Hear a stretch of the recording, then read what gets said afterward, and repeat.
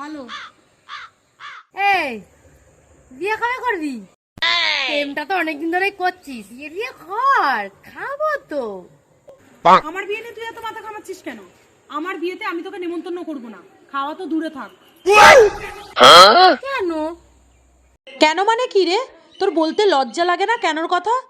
নিজে তো কদিন আগে বিয়ে করলি, হাতে শাঁকা পলা পরে চলে এলি, কিন্তু আমাকে নেমন্তন্ন করেছিস, আমাকে তোর বিয়ের কার্ড দিয়েছিস। আরে ওই তো ওই কারণে তুমি দিতে এসছি। এনে আমার বিয়ের কার্ড।